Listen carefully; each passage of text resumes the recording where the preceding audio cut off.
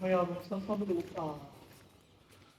ముగించుకొని 77వ వసంతంలోనికి తిరిగినటువంటి తరుణంలో మన యొక్క భారతదేశం ఈ యొక్క గణతంత్ర దినోత్సవ వేడుకలను సెలబ్రేట్ చేసుకుంటున్నటువంటి చిన్న సందర్భమున అది ప్రాముఖ్యంగా పరిశుద్ధ దినమున ఈ యొక్క రిపబ్లిక్ డే వేడుకలు జరుపుకోవడానికి ప్రభు సహాయం చేశారు.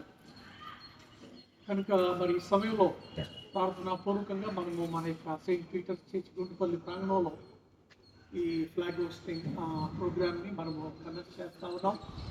కనుక ఈ సమయంలో మిమ్మల్ని అందరినీ కూడా సేవకునిగా నా పక్షంగాను, అలాగే ప్యారిష్ కమిటీ మెంబర్స్ అందరి పక్షంగాను, కాంగ్రిగేట్స్ అందరినీ కూడా స్వాగతిస్తూ ఈ కార్యక్రమాన్ని మనమందరం కూడా ఘనముగా మనం నిర్వహించి వెంటనే మనము ఆరాధనలోనికి మనం అడిగడానికి మనము ప్రయత్నం చేద్దాం.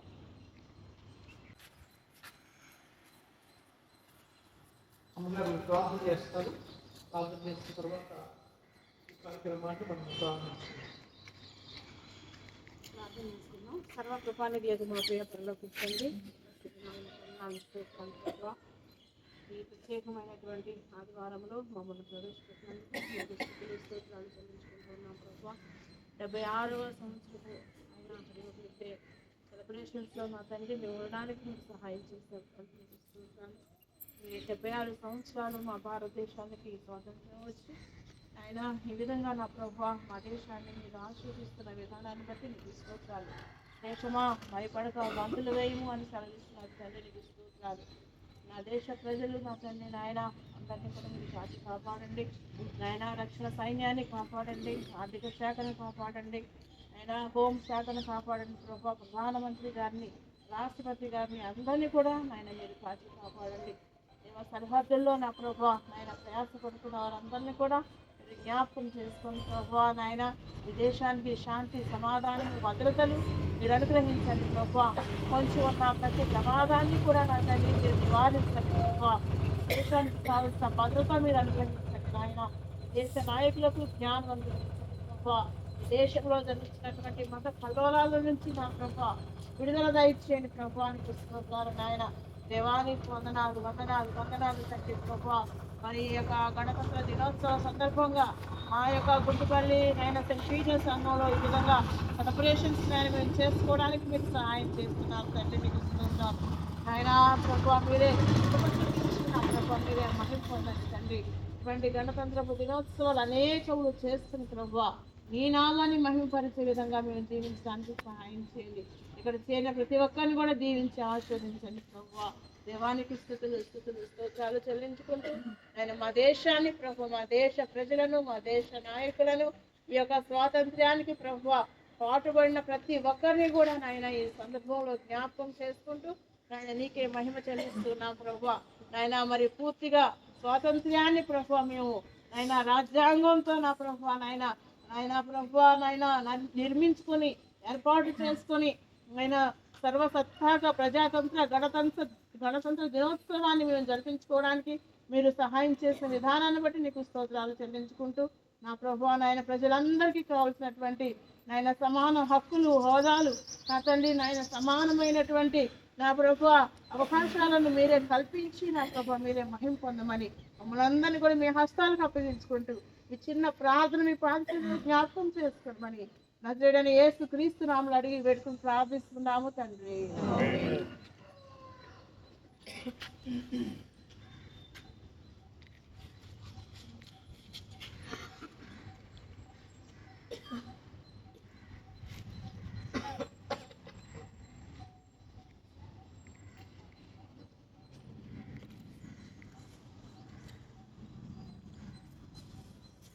Shall we all salute?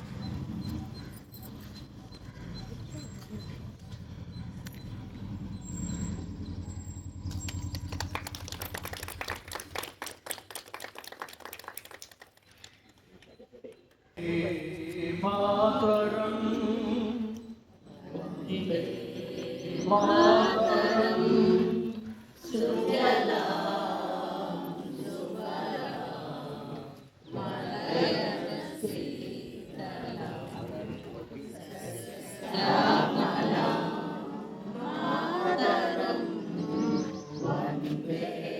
Mataram,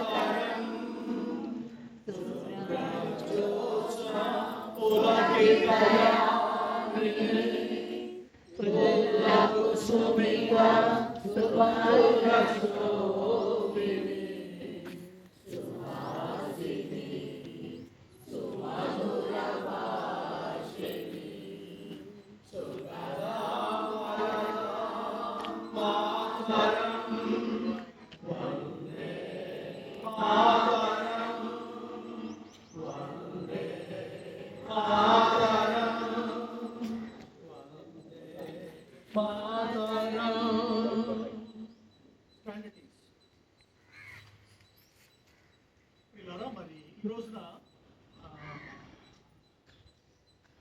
republic day అనగానే ఏమిటి అనంటే ఆగస్ట్ 15th మనము స్వాతంత్ర దినాన్ని మనం సెలబ్రేట్ చేసుకుంటున్నాం.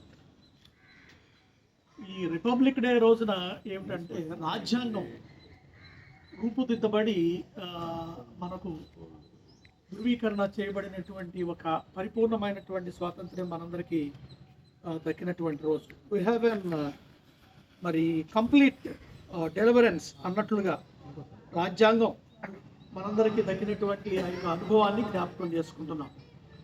కనుక ఒక విషయాన్ని జ్ఞాపకం చేస్తాను. స్పిరిచువల్గా దేవుడు రాజ్యాంగాన్ని ఎప్పుడో ఇచ్చాడు. ఎప్పుడు ఆయన తన ప్రజలకు జబల్ మూసా అంటే మోషే కొండ మీద ఎక్కినప్పుడు అక్కడ ఆయన తన స్వహస్తాలతో తయారు చేసి రాజ్యాంగాన్ని ఎప్పుడో ఇచ్చాడు.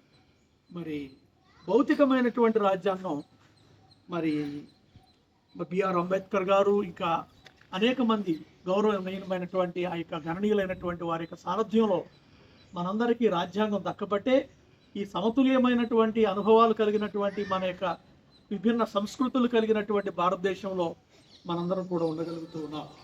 కనుక ఈ సమయంలో మరి ఇన్ని ఏళ్ళు ఈ 76 వసంతాలు ఎన్నో ఒడిదుడుకులు ఎన్నో విభిన్నమైనటువంటి పరిస్థితుల మధ్యలో మనందరం కూడా మరి కలిసి రావడానికి మరి దేవుడు మనకు సహాయం చేశారు.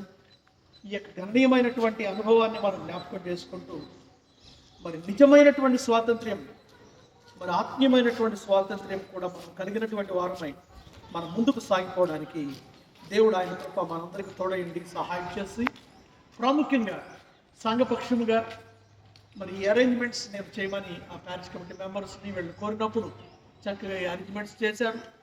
కనుక ప్యారిష్ కమిటీ వారిని అభినందిస్తూ ఉన్నాను. సెక్రటరీ గారు ఆయన లేకపోయినప్పటికీ ఇట్లా ఉంటుంది అని నాతో జ్ఞాపకం చేశారు. చెప్పినప్పుడు అట్లాగే సార్ చూద్దామని చెప్పేసి అన్నప్పుడు ప్యారిష్ కమిటీ వారు అందరూ ఈ అరేంజ్మెంట్స్ అన్నీ కూడా మరి అరేంజ్మెంట్ చేయడానికి చక్కగా పూనుకొని సహకరించిన విధానాన్ని బట్టి వందనాలు చెల్లిస్తున్నాను. కనుక సంఘపక్షంగా అందరికీ కూడా పేరుగా మరి ఈ యొక్క 76 వసంతాలు ముగించుకుని 77వ వసంతంలోని కలిగినటువంటి తరుణంలో రిపబ్లిక్ డే విషయాన్ని అందరూ కూడా తెలియజేస్తూ ఈ మాటలను ముగిస్తూ ఉన్నాను. ఈ సమయంలో మనమందరం కూడా కలిసి జనగణమన అనేటువంటి దేశ గీతాన్ని మనం ఆలపించిన తదుపరి మనము ఈ యొక్క ఫ్లాగ్ హోస్టింగ్ కార్యక్రమాన్ని మనము ఆరంభించుకున్నాం.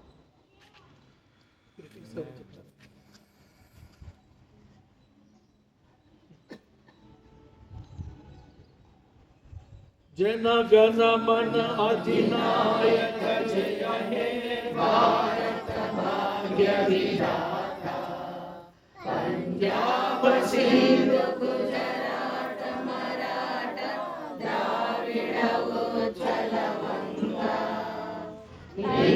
హిమాచల యమునా గంగా ఉజ్జల జలధి తరంగా తవ శుభ నామే జాగే తవ శుభాశిష మాగే తారే తవ జయ గాథా జనగణ మంగళదాయే భారత భాగ్య విధాత జయ హే జయ హే జయ హే జయ జయ జయ జయ హే జయ హే. I wish you all a blessed, meaningful 76th Republic Day wishes to you, all the congregation.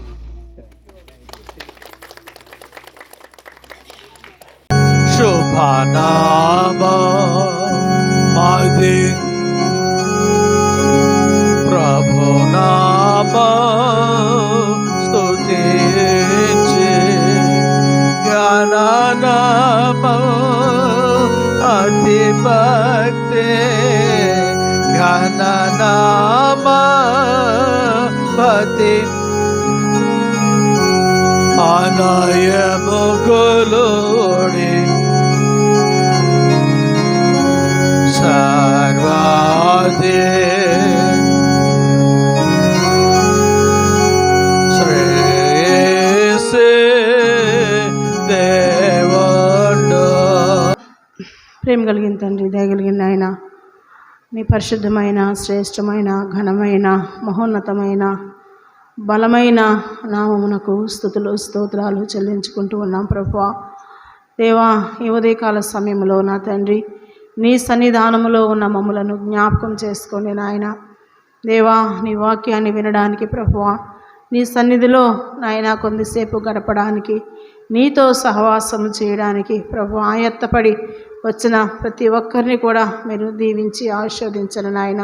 నీ వాక్యపు వెలుగులో మా జీవితాలను, మా పాపములను మేము సరిచేసుకోవడానికి మీరు ఇస్తున్న మరొక అవకాశం అని భావించి ప్రభువా నాయనా తండ్రి, నాయన నీ వాక్యాన్ని హృదయానుసారముగా నా తండ్రి నాయన అంగీకరించడానికి సహాయం చేయమని, ప్రతి ఒక్కరిని మీ స్వాధీనంలో ఉంచుకొనమని నజరేయుడైన యేసుక్రీస్తు నామమున అడిగి వేడుకుని ప్రార్థిస్తున్నాము తండ్రి.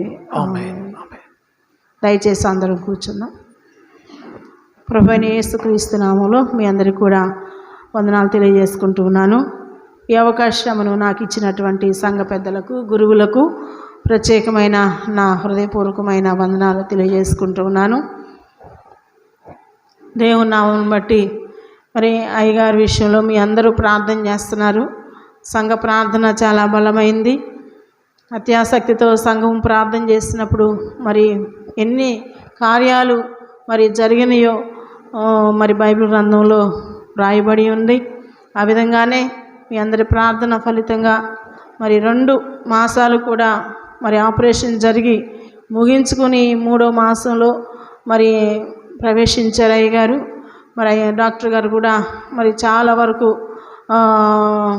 చక్కగా నడవడానికి పర్వాలేదండి, కొంచెం బరువు పడకుండా 2 కాళ్ళు మోపి నడవమని చెప్పి ఆయన మరి సజెషన్ ఇచ్చారు. కాబట్టి 2 కాళ్ళు, ఇదివరకైతే ఒక కాలు మీద నడిచేవారు కదా, ఇప్పుడైతే 2 కాళ్ళు మోపి నడవడానికి దేవుడు సహాయం చేశారు. ఇదంతా దేవుని కృప, దేవుని యొక్క మరి దయ.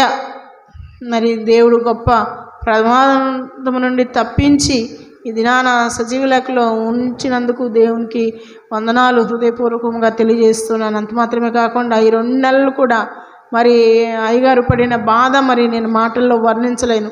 మరి ఆ విషయం మీ అందరికీ బాగా తెలుసు. ఎన్ని అనారోగ్య సమస్యలు, సంఘ సమస్యలు, వీటన్నిటిని కూడా అధిగమించి ఈ దినాన మరి చక్కటి ఆరోగ్యాన్ని కూడా పొందుకొని మీ ముందు నిలబడడానికి దేవుడు సహాయం చేశాడు. అందుని బట్టి ముందుగా దేవునికి మరి నా హృదయపూర్వకమైన వందనాలు తెలియజేసుకుంటున్నాను. ఇంకా సంపూర్ణ ఆరోగ్యం కొరకు ప్రార్థించవలసిందిగా మనవి చేస్తూ ఉన్నాను. ప్రియమైనటువంటి దేవుని బిడ్డలారా, మరి ఈ యొక్క ఆదివారంలో కూడి వచ్చిన మీ అందరికీ కూడా ప్రభువైన యేసుక్రీస్తు నామములో వందనాలు తెలియజేసుకుంటూ ఉన్నాను. ఈరోజు ఒక ప్రత్యేకమైనటువంటి వారము. ఎందుకంటే మరి మనందరం కూడా చాలా సంతోషంగా సెలబ్రేట్ చేసుకున్నాం. ముందుగానే మన ఫ్లాగ్ హాయిస్టింగ్ చేసుకుని మరి ఆరాధనలోనికి మనం ప్రవేశించాం. 76 సంవత్సరాలు మరి ముగించుకుని ఈ యొక్క గణతంత్ర దినోత్సవాన్ని, రిపబ్లిక్ డేని మరి ఈ యొక్క సంతోషకరమైనటువంటి మన భారతదేశానికి మరి దేవుడు ఇచ్చినటువంటి గొప్ప స్వాతంత్ర్యాన్ని బట్టి దేవునికి వందనాలు చెల్లిస్తూ మరి ఈ యొక్క సంతోషము, ఆనందము మరి మన దేశంలో ఉన్నటువంటి ప్రతి వాళ్ళు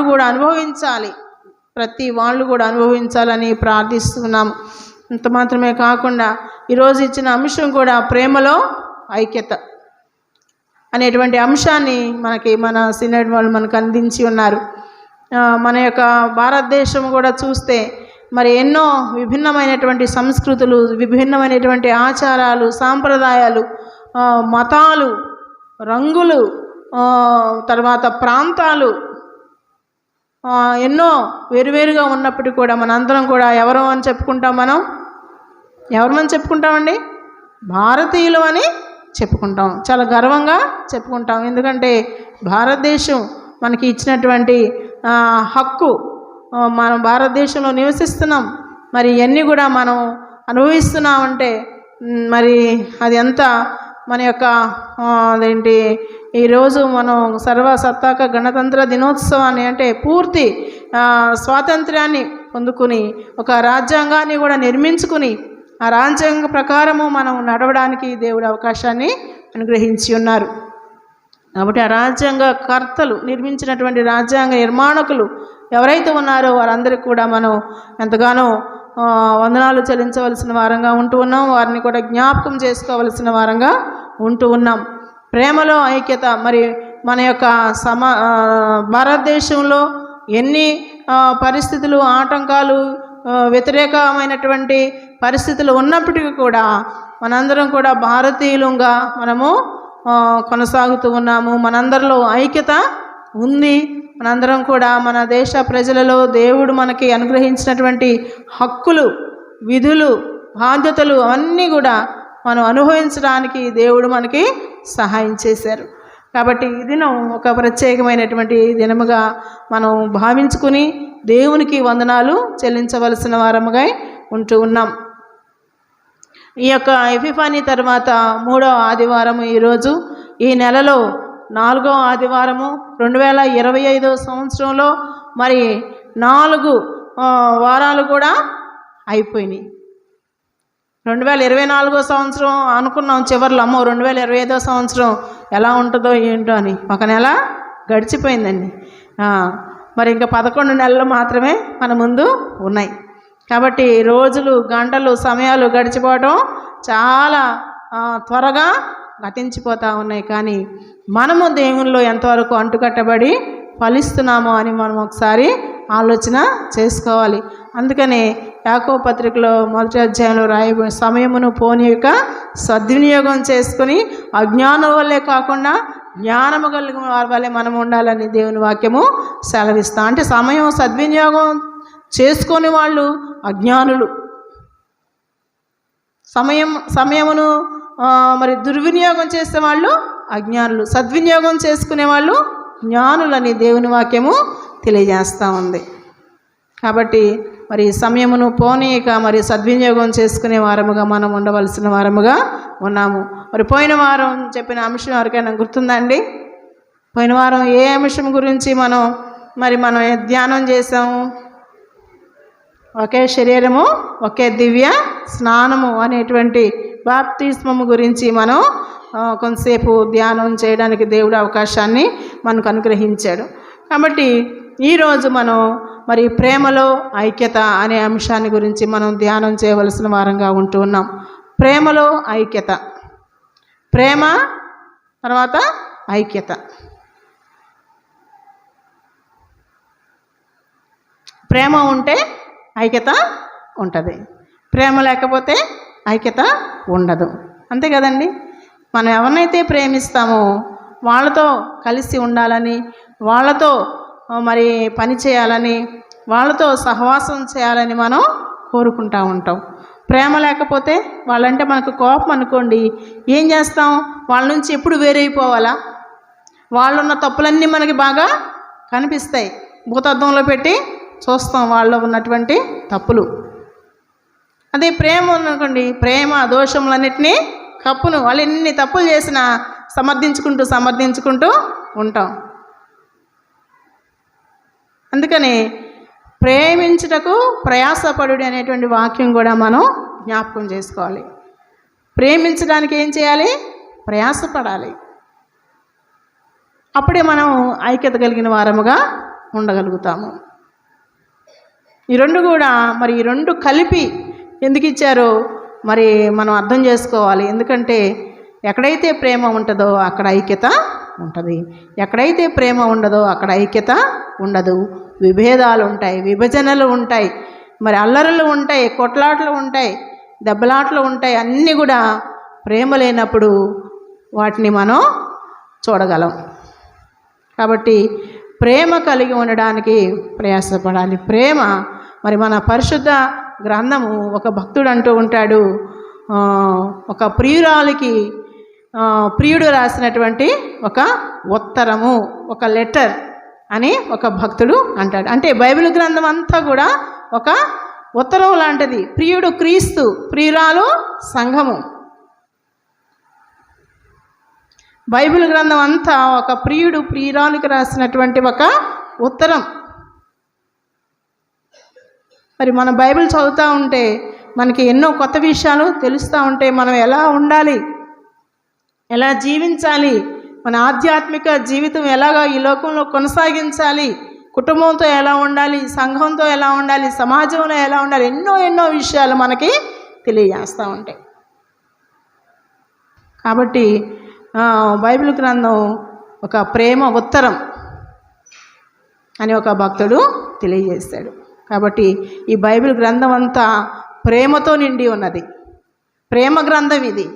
బైబిల్ గ్రంథం అంటే ఒక ప్రేమ గ్రంథం. కాబట్టి మరి ఇటువంటి బైబిల్ గ్రంథంలో ఉన్న వాక్యాలు మరి ఎన్నో అమూల్యమైనటువంటి సత్యాలను మరి ప్రేమ గురించి మనకు తెలియజేస్తూ ఉంది, ఐక్యత గురించి మనకు తెలియజేస్తూ ఉంది.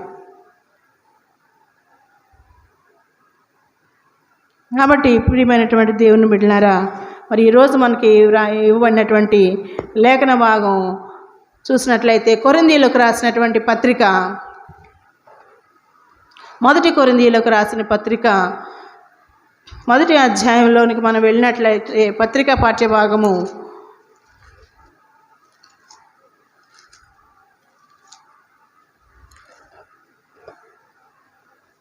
10వ వచనం నుంచి మనం మరి చదువుకుంటా ఉంటే, ఈ కొరింథీ సంఘము పౌలు గారు మరి ఈ యొక్క సంఘానికి ఈ ఉత్తరాన్ని రాస్తూ ఉన్నాడు.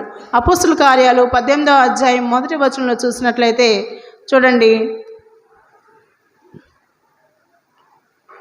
అటు తర్వాత పౌలు ఏథెన్సు నుండి బయలుదేరి కొరింథునకు వచ్చి పొంతు వంశీయుడైన అకులాను ఒక యూదుని అతని భార్య అయిన ప్రిస్కిలాను కనుగొని వారి వద్దకు వెళ్ళెను. కొరింథీ సంఘంలో పౌలు గారు ఉన్నారు కొంతకాలం. తర్వాత ఆ యొక్క పరిస్థితులను గురించి ఆయన మరి ఈ యొక్క ఉత్తరాన్ని కూడా ఆయన రాస్తూ ఉన్నారు. మరి అక్కడ సహోదరులారా, మీరందరూ ఏకభావంతో మాట్లాడవలనని, మీలో కక్షలు లేక ఏక మనస్సుతోనూ ఏక తాత్పర్యముతోనూ మీరు సన్నద్ధులై ఉండవలనని మన ప్రభువైన యేసుక్రీస్తు పేరట మేమును వేడుకొనుచున్నాను. అక్కడ కక్షలు ఉన్నాయని, మరి ఏకభావము లేదని, మరి వాళ్ళందరూ కూడా అనేక విభేదాలు కలిగి ఉన్నారని క్లేయో ఇంటి వారి వలన నాకు తెలియవచ్చాను. ఎవరో ఒకళ్ళు ఆయనకి తెలియజేశారు. మరి ఆ యొక్క విషయాన్ని ఆయన తెలుసుకుని ఈ ఉత్తరాన్ని ఆయన రాస్తూ ఉన్నారు.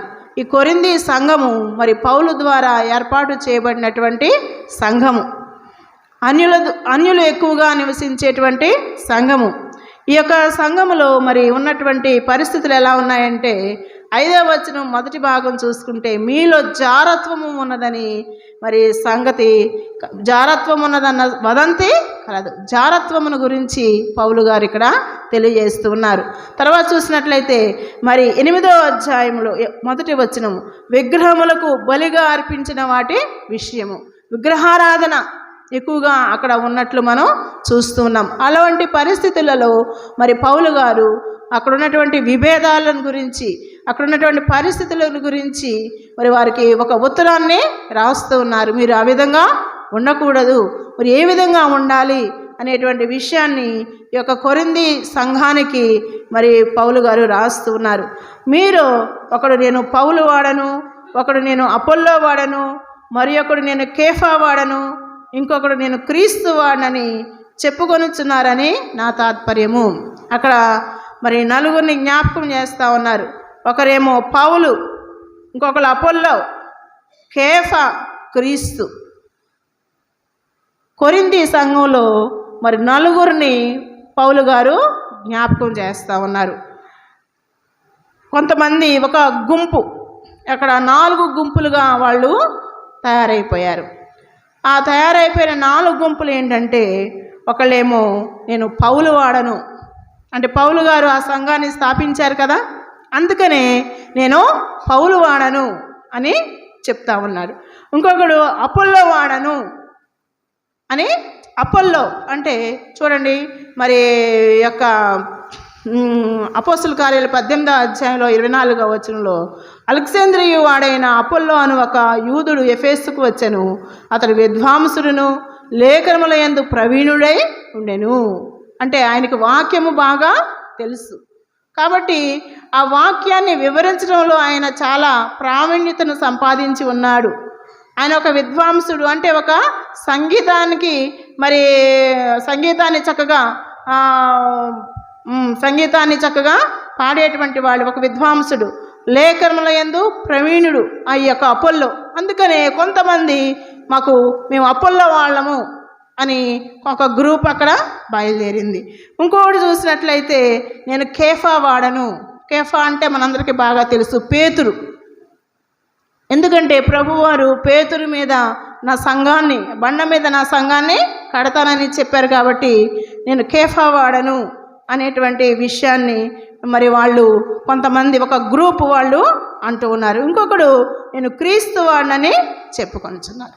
ఇక్కడ ఒక 4 గుంపులు అక్కడ మనకి కనిపిస్తాయి. ఒక సంఘంలోనే 4 గుంపులు, 4 విభేదాలు, 4 మరి వాళ్ళ యొక్క వేరు పరిస్థితులను మనం ఇక్కడ గమనిస్తూ ఉన్నాం.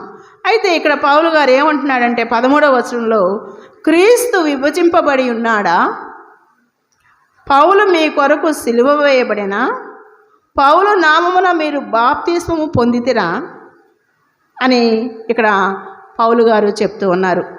అంటే ఈ 4 వర్గాలు, 4 గుంపులు క్రీస్తుని ఏం చేస్తున్నారు? విభజిస్తున్నారంట. అంటే క్రీస్తుని మనం అందరం కలిసి, యేసుక్రీస్తు అందరికీ ప్రభువు, కానీ ఇక్కడ ఈ 4 గుంపుల వాళ్ళు యేసుక్రీస్తుని విభజించినట్లు ఇక్కడ మనం చూస్తున్నాం. అందుకనే పౌలు గారు ఏమంటున్నాడు, క్రీస్తు విభజింపబడి ఉన్నాడా? పౌలు మీ కొరకు సిలువ వేయబడినా? పౌలు నామమున మీరు బాప్తిస్మం పొందారా? మనం ఏ నామములో బాప్తిస్మం పొందుతాము? యేసుక్రీస్తు నామములో మనము బాప్తిస్మము పొందుతాము. కాబట్టి ఏ నామము పడితే ఆ నామములో బాప్తిస్మం పొందడానికి వీలు లేదు. పౌలు నామములో బాప్తిస్మము లేదు, పేతురు నామములో బాప్తిస్మము లేదు, లేకపోతే మరి ఈ యొక్క అపోల్లో నామములో బాప్తిస్మము లేదు. కానీ యేసు నామములోనే మనం అందరం కూడా బాప్తిస్మము తీసుకొనవలసిన వారముగా ఉన్నాము. కాబట్టి నా నామమున మీరు బాప్తిస్మము పొందితిరని ఎవరైనా ఒప్పుకున్నట్లు క్రిస్పునకును గాయకుని తప్ప మరి ఎవరికి నేను బాప్తిస్మము ఇవ్వలేదు. నేనెవరికి కూడా బాప్తిస్మము ఇవ్వలేదు. బాప్తిస్మము ఇవ్వడానికి నేను రాలేదు. ఎందుకంటే బాప్తిస్మం ఇచ్చుటకు క్రీస్తు నన్ను పంపలేదు. కానీ 17వ వచనం, క్రీస్తు యొక్క సిలువ వ్యర్థము కాకుండానట్లు మరి వాక్చాతుర్యము లేకుండా సువార్త ప్రకటించుటకే ఆయన నన్ను పంపెను. సువార్త ప్రకటించడానికి నేను వచ్చి ఉన్నాను, బాప్తిస్మం ఇవ్వడానికి నేను రాలేదు.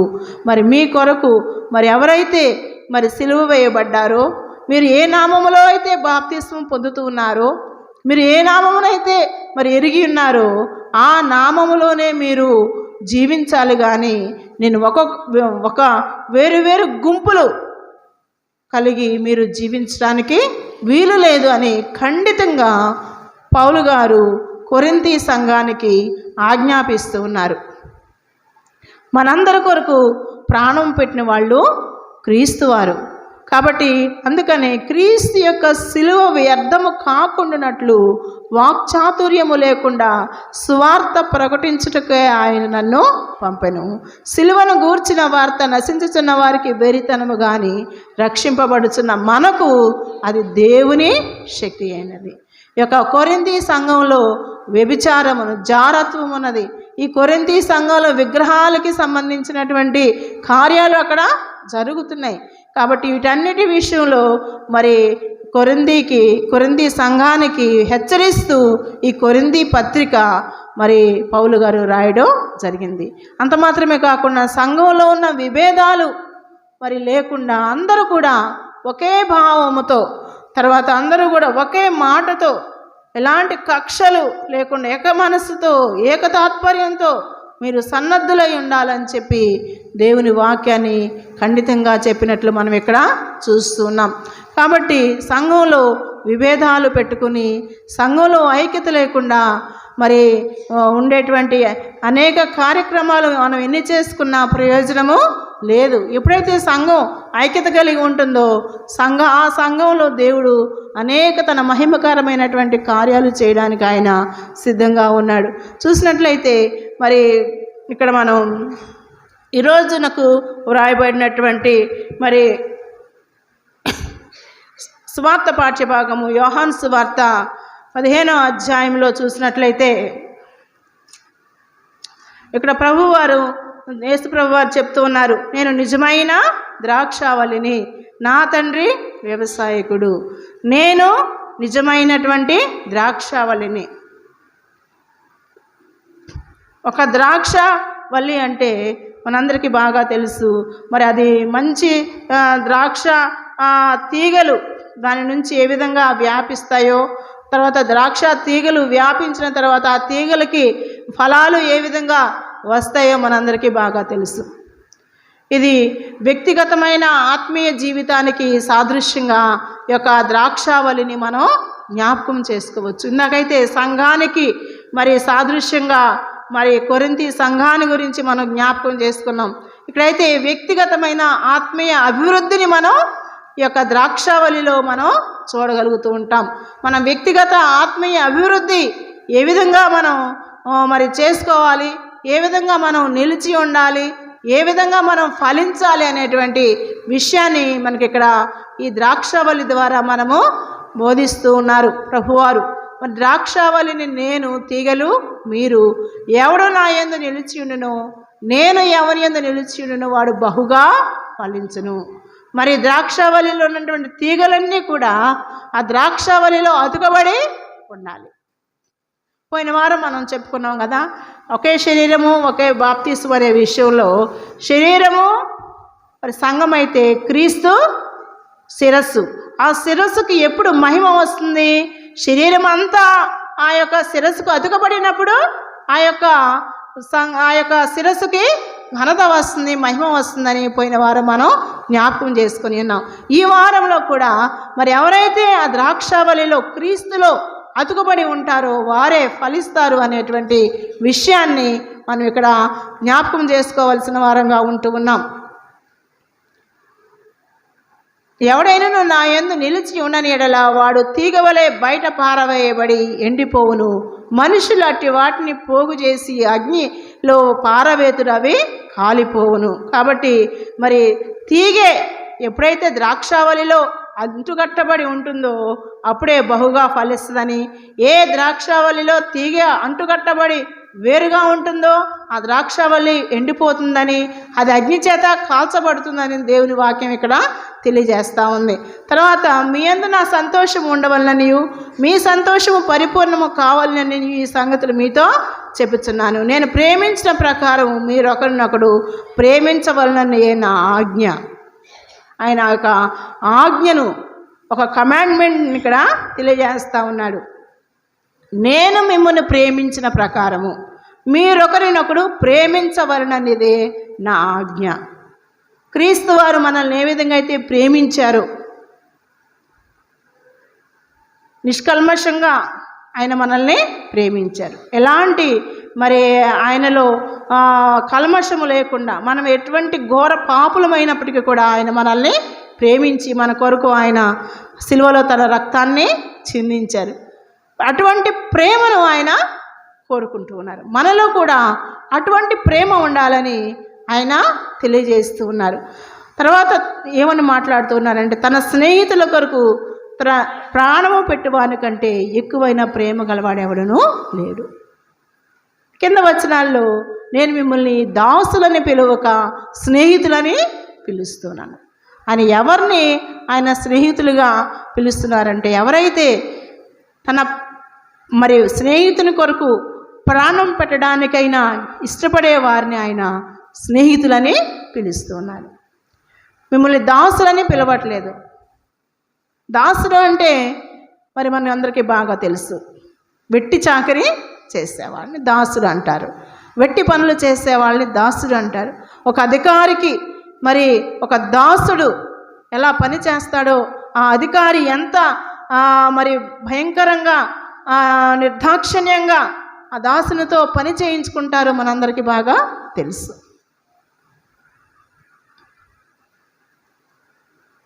కానీ ఇక్కడ దాసులని పిలవట్లేదు. ఆయన మనల్ని దాసులని పిలవచ్చు, ఎందుకంటే ఆయనకి అధికారం ఉంది.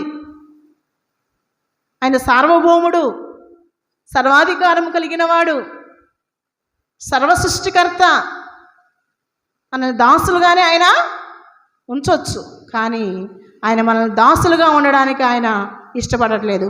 ఆయన స్నేహితులుగా చేసుకోవడానికి ఆయన మనల్ని ఇష్టపడుతున్నాడు.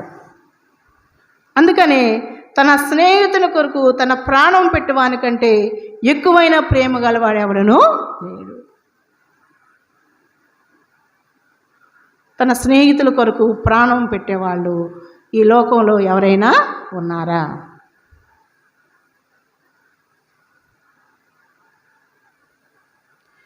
తన స్నేహితుల కొరకు ప్రాణం పెట్టేవాళ్ళు ఎవరు ఉండరు. ఒక తండ్రి కూడా తన కుమార్తె కొరకు ప్రాణం పెట్టలేడు.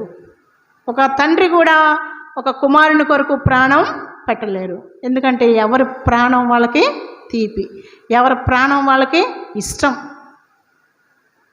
కానీ ఇక్కడ ఒక స్నేహితుని కొరకు ప్రాణం పెట్టేవాళ్ళు ఎవరు లేరు. కానీ క్రీస్తు వారే మనల్ని తన స్నేహితులుగా ఎంచుకుని తన ప్రాణాన్ని మనకి బలిగా అర్పించారు. ఎంత గొప్ప విషయమో మనం ఇక్కడ జ్ఞాపకం చేసుకోవాలి. ఈ లోకంలో ఎవరు చేయని కార్యాన్ని తన స్నేహితులుగా మనల్ని భావించుకుని, నిజమైన స్నేహితుడు విడువక ప్రేమించును అని సామెతల గ్రంథంలో రాయబడి ఉంది. నిజమైన స్నేహితుడు విడువక ప్రేమించును. ఎవరు నిజమైన స్నేహితుడు? యేసుక్రీస్తు వారే మనకి నిజమైన స్నేహితుడు. ఆయనే మనల్ని విడువక ఎప్పుడు కాపాడేవాడు, మనతో స్నేహం చేసేవాడు, ప్రేమించేవాడు. కాబట్టి అటువంటి స్నేహితుడు ఈ లోకంలో మనకి ఎవరికి లేరు, క్రీస్తు వారు తప్ప. కాబట్టి నేను మీకు ఆజ్ఞాపించు వాటిని చేసిన ఎడల మీరు నా స్నేహితులై ఉందురు. నేను మీకేమేమి ఆజ్ఞాపిస్తున్నాను, నేనే విధంగా ఈ లోకంలో అందరినీ ప్రేమిస్తున్నాను, మీరు కూడా ప్రేమించవలసిన వారే ఉన్నారు. అది ఆజ్ఞ. ఆ ఆజ్ఞలన్నింటినీ గైకొన్న వాళ్ళే నా స్నేహితులు. నా స్నేహితుల కొరకు నేను నా ప్రాణమును పెడుతున్నాను. అంతకంటే గొప్పవాళ్ళు మరెవరూ లేరు అనే విషయాన్ని ఇక్కడ ప్రభువారు తెలియజేస్తూ ఉన్నారు. ఇంకా చూసినట్లయితే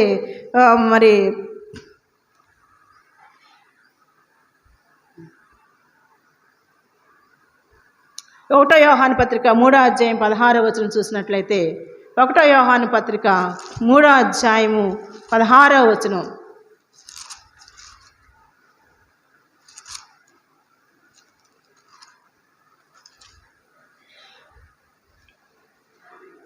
ఆయన మన నిమిత్తము తన ప్రాణము పెట్టెను గనుక దీని వలన ప్రేమ ఎట్టిదని తెలుసుకొనుచున్నాము. మనము కూడా సహోదరుల నిమిత్తము మన ప్రాణములను పెట్టబద్దులమై ఉన్నాము. ఇందాకేమో స్నేహితుల కొరకు ప్రాణం పెట్టేవారిని మనం జ్ఞాపకం చేసుకున్నాం. ఇక్కడైతే సహోదరుల కొరకు తన ప్రాణమును పెట్టేవాని గురించి మనం ఇక్కడ జ్ఞాపకం చేసుకుంటూ ఉన్నాము. చూడండి, మన నిమిత్తము తన ప్రాణము పెట్టెను గనుక దీని వలన ప్రేమ ఎటుదని తెలుసుకొనుచున్నాము. మనము కూడా సహోదరుల నిమిత్తము మన ప్రాణములను పెట్టబద్దులమై ఉన్నాము. అవసరమైతే సహోదరుల కొరకు ప్రాణమును పెట్టవలసిన వారముగా ఉన్నాము. ఎందుకంటే ప్రేమించడం గురించి క్రీస్తు వారు మనకి తెలియజేస్తారు. నేను ఏ విధంగా ప్రేమిస్తున్నాను, మీరు కూడా ప్రేమించాలి ఇతరులని అని ఆయన ఆజ్ఞాపిస్తున్నారు. కాబట్టి స్నేహితుల కొరకు ప్రాణం పెట్టాలి, తర్వాత సహోదరుల కొరకు ప్రాణం, అంతగా మనము ప్రేమించవలసిన వారంగా ఉంటూ ఉన్నాము. కాబట్టి మరి ఇక్కడ చదువుకున్నట్లయితే ఈ లోకపు జీవనోపాధి గలవాడై ఉండి తన సహోదరునికి లేమి కలుగుట చూచియు అతని ఎడల ఎంత మాత్రము కనికరము చూపని వాని యందు దేవుని ప్రేమ ఎలాగూ నిలుచును? సరే, సహోదరుల కొరకు ప్రాణం పెట్టలేకపోవచ్చు, కానీ ఇక్కడ చాలా బలమైన వాక్యము వ్రాయబడి ఉంది. ఈ లోకపు జీవనోపాధి గలవాడై ఉండి తన సహోదరునికి లేమి కలుగుట చూచి. ఈ లోకంలో మరి అన్ని ఉద్యోగం ఉంది, మంచి ఆస్తి ఉంది, మంచి మరి అన్ని వసతులు ఉన్నాయి, మంచి భార్య, మంచి కుటుంబం ఉండి తర్వాత తన సహోదరునికి లేమి కలుగుట చూచి. ఈ లోకపు జీవనోపాధి అంతా బాగానే మనం కలిగి ఉండి మంచి ఆహారాన్ని, మంచి వస్త్రాల్ని, మంచి గృహాన్ని, మంచి ఉద్యోగాన్ని, మంచి పదవిని, లేకపోతే మంచి ఆస్తుల్ని కలిగి ఉన్న మనము లేమి కలిగినటువంటి సహోదరుని పట్ల, ఇద్దరు అన్నదమ్ములు ఉన్నారనుకోండి, ఇద్దరు అక్క చెల్లెళ్ళు ఉన్నారనుకోండి, ఇద్దరు అన్నదమ్ములు, ఇద్దరు అక్క చెల్లెళ్ళు మరి ఒకే రీతిగా ఉంటారా? కొంతమంది అంటారు కదా, ఒకే తల్లి పుట్టిన అక్క చెల్లెళ్ళవేనండి, ఒక ఆమె స్థితి చాలా గొప్పగా ఉంది, ఒకళ్ళ స్థితి చాలా తక్కువగా ఉంది. ఒకే తల్లి కడుపున పుట్టిన అన్నదమ్ములవేనండి, మా అన్న బాగా దేవుడు దీవించాడండి, నన్ను ఈ విధంగా దేవుడు ఉంచాడు. జీవనోపాధి కలిగిన వారమై ఉండి లేమి కలుగుట చూచియు అతని ఎడల ఎంత మాత్రము కనికరము చూపని వాని యందు దేవుని ప్రేమ ఎలాగూ నిలుచును?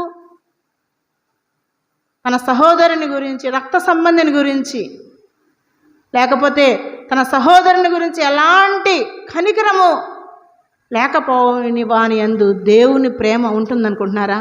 దేవుని ప్రేమ ఎంత మాత్రం వాళ్ళలో లేదు. దేవుని ప్రేమ నీలో ఉంటే నీ సహోదరుణ్ణి ప్రాణం పెట్టకపోయిన వాళ్ళ కొరకు వాళ్ళని ఒకసారి చూస్తాం, వారి యందు జాలి పడతాం, కనికర పడతాం, వాళ్ళకి మనకున్న దానిలో కొంచెం సాయం చేస్తాం. అమ్మో, కొంతమంది అంటారు మనం మనం వాళ్ళకి సహాయం చేయలేములేండి అంటారు.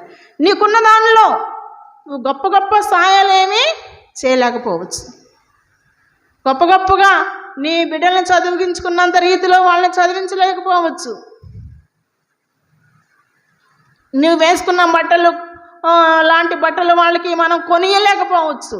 కానీ మనకున్న దానిలో కొంత సాయం చేస్తే, వాళ్ళకి కొంత మేలు చేస్తే, వారి ఏళ్ళ కొంత జాలి చూపిస్తే దేవుని ప్రేమను వాళ్ళకి మనం చూపించిన వారు. ఇదే దేవుని ప్రేమ అంటే. దేవుని ప్రేమ అంటే మనం ఎక్కడికో ఏదో చేసేసేయాలా అనేటువంటిది కాదు.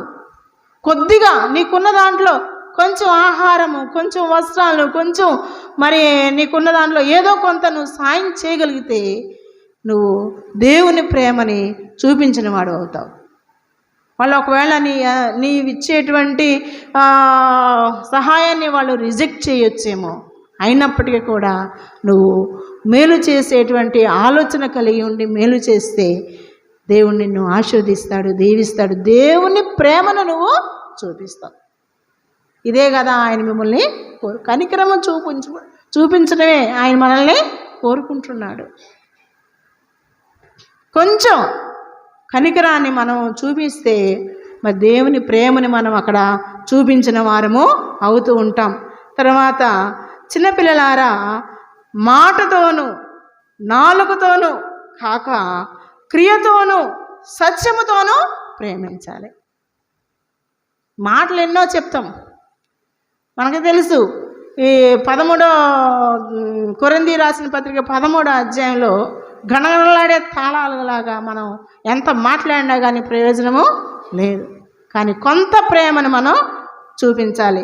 మాటతోనూ నాలుకతోనూ కాక క్రియతోనూ సత్యముతోనూ మనము ప్రేమించాలని దేవుని వాక్యం తెలియజేస్తూ ఉంది. క్రియలు లేని విశ్వాసము వృతము, దేవుని వాక్యం తెలియజేస్తూ ఉంది. కాబట్టి క్రియ మనకి కనబడాలి. ప్రేమ ఉందంటే అక్కడ ఏముండాలి? క్రియ ఉండాలి. క్రియ లేకపోతే ఆ ప్రేమ ఎంత మాత్రము కూడా మరి ప్రేమ లేనటువంటి వాళ్ళు ఆయన జీవము లేనటువంటి వారముగా మనం ఉంటూ ఉంటాం. నిష్ప్రయోజనమైన వారముగా మనము ఉంటాం. కాబట్టి దేవుడే ప్రేమ స్వరూపి. ప్రేమ లేనివాడు దేవుణ్ణి ఎరిగినవాడు కాదు.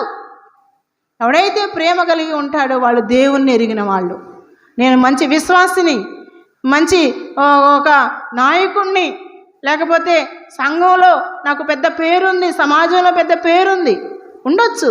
కానీ నీకున్న దాంట్లో నీ సహోదరునికి, నీ సహోదరికి, నీ ఇరుగువారికి, నీ పొరుగువారికి ఈ సమాజంలో ఎంతోమంది దయనీయమైన స్థితిలో ఉండేవాళ్ళు చాలామంది ఉన్నారు. నీ క్రియల మూలముగా నువ్వు ఆ ప్రేమని చూపించలేకపోతే అది నువ్వు ప్రేమ అని చెప్పుకున్నంత మాత్రాన అది ఏమాత్రం ప్రయోజనము లేనిదిగా మనకి ఇక్కడ కనిపిస్తూ ఉంది.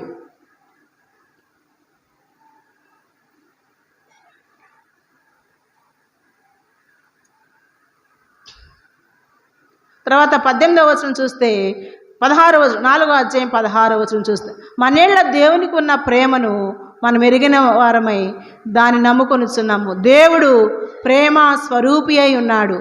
ప్రేమ యందు నిలిచి ఉండేవాడు దేవుని యందు నిలిచి ఉన్నాడు, దేవుడు వాని యందు నిలిచి ఉన్నాడు.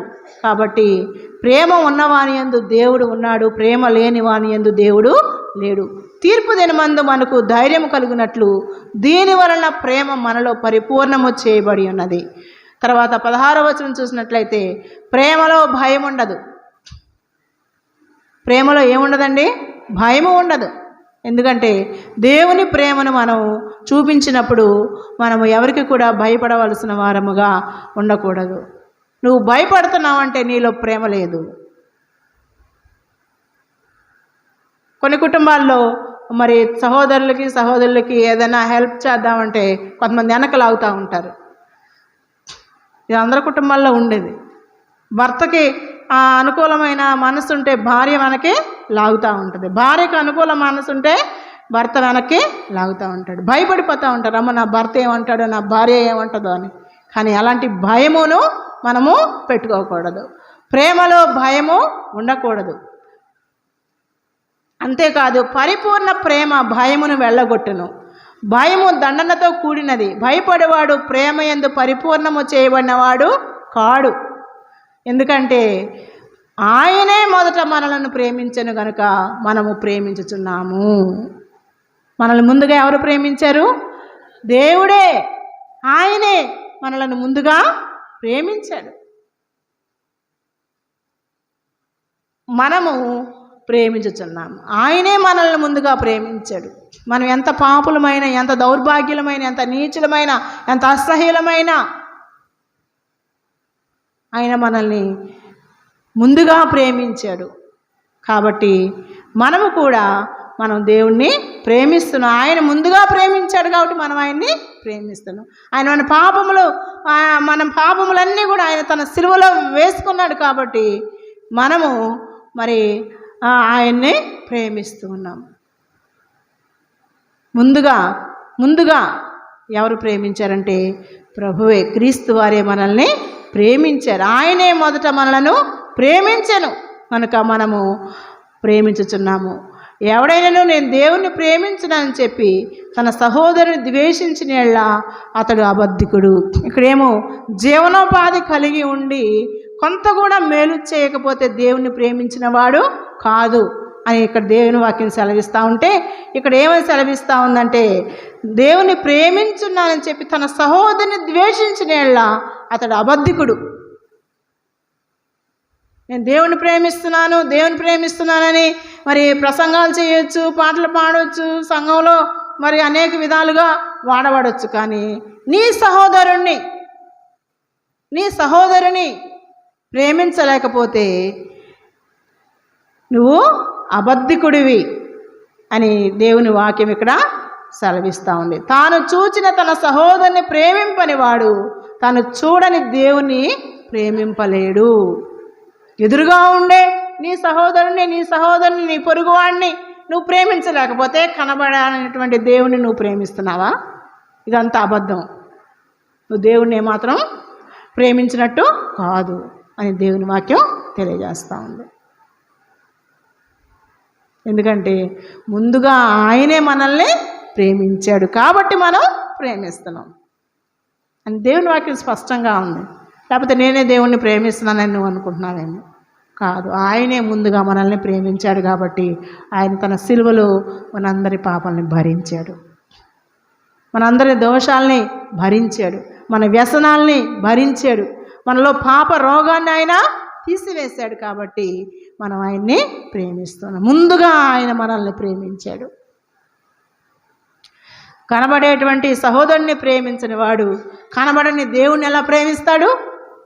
అబద్ధం చెప్తున్నాడు, అబద్ధికుడు, సాతాను సంబంధి, సాతాను అబద్ధమునకు జనకుడు. ఈ లోకమంతా కూడా అబద్ధాలతో నిండి ఉంటుంది. నిజం చెప్తే ఎవరు నమ్మరు, అబద్ధాలు చెప్తే అందరూ బాగా నమ్ముతారు. ఎంత బాగా మోసపోతారో అబద్ధాలు చెప్పి. నిజం చెప్తే ఎన్నిసార్లు చెప్పినా నమ్మరు, కానీ అబద్ధం చక్కగా చెప్తే అందరూ నమ్మేస్తారు. అది ఈ లోకాధికారికి ఉన్న ఒక ప్రావీణ్యమైన విషయం అని గమనించాలి అందరూ.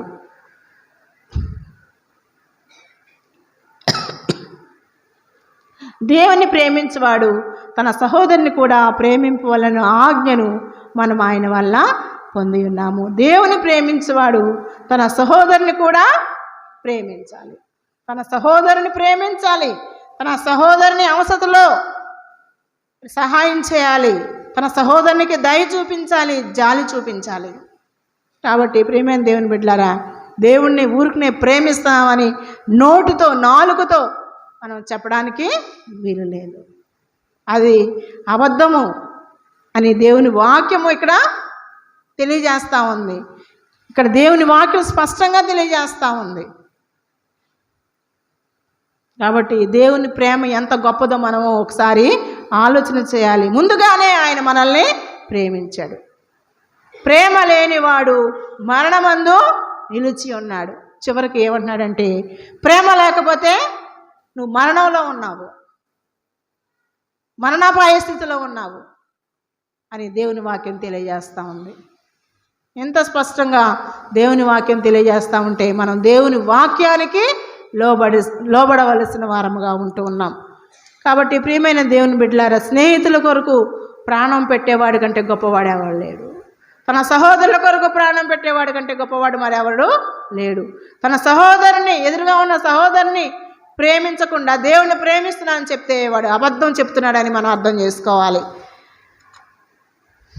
సహోదరునికి సహాయం చేయని వాళ్ళు దేవుని ప్రేమ లేదు. ఆయనే ముందుగా మనల్ని ప్రేమించాడనే విషయాన్ని కూడా మనం ఇక్కడ జ్ఞాపకం చేసుకుని ఉన్నాం. చూసినట్లయితే ద్వితీయోపదేశకాండ 4వ అధ్యాయంలో మనం కొద్దిసేపు దేవుని వాక్యాన్ని జ్ఞాపకం చేసుకుందాము. 4వ అధ్యాయం చివరిగా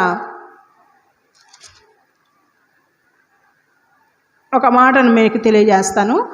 2వ వచనంలో చివరి భాగం చూసుకుందాం. మీకు ఆజ్ఞాపించిన మాటతో దేనిని కలపకూడదు, దాని నుండి దాన్ని తీసివేయకూడదు. దేవుడు ఇచ్చినటువంటి ఆజ్ఞలను మనం ఆ యొక్క ఆజ్ఞలలో దేన్ని కలపకూడదు, దాని నుండి దేన్ని తీసివేయకూడదు. ఆయన ఇచ్చినటువంటి కట్టడలు, విధులు, వాటన్నిటిని కూడా మనము గైకొనవలసిన వారముగా ఉంటూ ఉన్నాం. ఆ యొక్క కట్టడలు, విధులు, ఆజ్ఞల్లో దేన్ని కలపకూడదు, దేన్ని తీసివేయకూడదు అని ఇక్కడ దేవుని వాక్యం తెలియజేస్తూ ఉంది. తర్వాత 4వ వచనం, మీ దేవుడైన యెహోవాను హత్తుకొనిన మీరందరూ నేటి వరకు సజీవులై ఉన్నారు.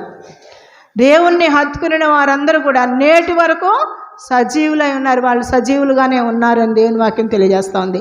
మరి 7వ వచనం చూసినట్లయితే, ఏలయనగా మనము ఆయనకు మొర్ర పెట్టినప్పుడల్లా మన దేవుడైన యెహోవా మనకు సమీపముగా ఉన్నట్టు మరి ఏ గొప్ప జనమునకు ఏ దేవుడు సమీపముగా ఉన్నాడు? ఏలయనగా మనము ఆయనకు మొర్ర పెట్టినప్పుడు, ఆయనకు ప్రార్థన చేసినప్పుడు మరి మన ప్రార్థనలు ఎవరు ఆలకిస్తున్నాడు? దేవుడు ఆలకిస్తున్నాడు. ఆయన మన ప్రార్థనలకు జవాబు దయచేస్తూ ఉన్నాడు. మన దేవుడైన యెహోవా మనకు సమీపముగా ఉన్నట్టు. ఆయన మనకి ఎంత సమీపముగా ఉన్నాడు? మన ప్రక్కన ఉన్నాడు, మనతో ఉన్నాడు, మనలో ఉన్నాడు. అంత సమీపముగా ఉన్న దేవుడు, ఈ దేవుడు తప్ప మరి యొక్క దేవుడు ఏడి అని ఇక్కడ దేవుని వాక్యం తెలియజేస్తూ ఉంది. మరి సమీపముగా ఉన్నట్టు ఏ గొప్ప జనమునకు ఏ దేవుడు సమీపముగా ఉన్నాడు? ఎంత గొప్ప రాజ్యాలైనా ఉండొచ్చు, ఎంత గొప్ప మరి ప్రజలైనా ఉండొచ్చు, ఎంత గొప్ప మరి రాజ్యాంగాలు ఉండొచ్చు, కానీ మన దేవుడు ఉన్నంత సమీపముగా మరి ఏ దేవుడు ఉన్నాడు? ఏ దేవుడు కూడా అంత సమీపముగా లేడు. అంత గొప్ప దేవుడు మనకి సమీపముగా ఉన్నాడు, మనతో ఉన్నాడు, మనలో ఉన్నాడు, మన ప్రక్కన ఉన్నాడు, మన ముందుగా ఉన్నాడు, మన వెనకాల ఉన్నాడు. అందుకే ఆయనకి ఇమ్మానుయేలు అనేటువంటి దేవుడు మనకు తోడుగా ఉన్నాడని అర్థం. అటువంటి దేవుడు ఎవరికున్నాడు? చెవులుండియో వినవు, ముక్కుండియో వాసన చూడవు, కళ్ళుండియో చూడవు. వ్యర్థమైన విగ్రహాలని వాళ్ళు మరి అనుసరిస్తున్నారు, పూజిస్తూ ఉన్నారు, ఆ విగ్రహాలకి ఎన్నో బలులు అర్పిస్తూ ఉన్నారు. కానీ నిజ దేవుణ్ణి తెలుసుకున్న మనము మరి అంత గొప్ప దేవుణ్ణి కలిగిన మన ప్రార్థనలు ఆలకించే దేవుడు మనకు ఉన్నాడనేటువంటి ధైర్యంతో ఉన్న మనం ఇతరుల్ని ఏ విధంగా ప్రేమిస్తున్నాము, ఇతరులతో ఎలా ఉంటున్నాము, మనతో సహవాసము కలిగి ఉన్నాడంటే దేవుడు. అటువంటి సహవాసముగా ఉన్నట్టు అంటే మనతో ఫ్రెండ్షిప్గా ఉన్నట్లు మరి ఏ గొప్ప జనానికి ఏ దేవుడు లేడు. అంత గొప్ప దేవుడు మన దేవుడు. కాబట్టి దేవుని ప్రేమను చులకనగా మనము చూడకూడదు. దేవుడు ఎంతగా మనల్ని ప్రేమిస్తున్నాడు, ఎంతగా మనతో సహవాసం చేస్తున్నాడు, ఎంతగా మనల్ని నడిపిస్తున్నాడు, ఆ ప్రేమ ఎంతగా ప్రేమిస్తున్నాడు, ఆ ప్రేమను మనం చులకనగా చేసినట్లయితే మనం అబద్ధములాడేవాళ్ళుగా మనము ఉన్నాం. కాబట్టి ప్రేమైన దేవుని బిడ్డలారా, అంత గొప్ప దేవుణ్ణి కలిగిన మనం ఇతరులను ఏ విధంగా ప్రేమిస్తున్నాము, సహోదరులను ఏ విధంగా ప్రేమిస్తున్నాము ఒకసారి మనం జ్ఞాపకం చేసుకోవాలి. 133వ దావీదు కీర్తనలో ఒకసారి మనం చదువుకున్నట్లయితే మరి ఒక కీర్తన ఉంది ఐక్యత గురించి. సహోదరులు ఐక్యత కలిగి నివసించుట ఎంత మేలు, ఎంత మనోహరము. అలాంటి ప్రేమ కలిగిన వాళ్ళకి ఐక్యత ఎలా ఉంటుందో ఇక్కడ వ్రాయబడి ఉంది. ఎంత మేలు, ఎంత మనోహరము. అది తల మీద పోయిబడి అహరోను గడ్డం మీదుగా కారి అతని అంగీల అంచు వరకు దిగజారిన పరిమళ తైలం వలె ఉందంట. ఒక మంచి సెంటెడ్ ఫ్లేవర్ కలిగినటువంటి ఆయిల్ తీసుకొచ్చామనుకోండి, అది ఎంత ఒక రూమ్ అంతా కూడా మంచి స్మెల్ ఇస్తూ ఉంటుంది. అటువంటి పరిమళ తైలముగా వాసన వచ్చేటువంటి, సువాసన వచ్చేటువంటి ఒక నూనెలాగా ఉంటారు సహోదరులు ఐక్యత కలిగి ఉండేవాళ్ళని దేవుని వాక్యం తెలవిస్తూ ఉంది. సియోను కొండ మీదకి దిగివచ్చు హెర్మోను మంచు. ఇక్కడ ఐక్యతను మంచుతో పోలుస్తూ ఉన్నాడు. మంచు ఎంత తెల్లగా ఉంటుందో, ఎంత చూడడానికి ఎంత అందంగా ఉంటుందో, ఆ మంచుతోని ఇక్కడ ఐక్యతను చూస్తూ ఉన్నాడు. అయితే ఆశీర్వాదము శాశ్వత జీవం అచ్చట ఉండాలని యెహోవా సెలవిచ్చుచున్నాడు. ఎక్కడైతే ప్రేమ ఉంటుందో, ఎక్కడైతే ఐక్యత ఉంటుందో అక్కడ ఆశీర్వాదము శాశ్వత జీవము అచ్చట ఉండవలని యెహోవా సెలవిచ్చుచున్నాడు. కాబట్టి సహోదరుల ఐక్యత కలిగి నివసించడం ఎంత మేలు, ఎంత మనోహరము.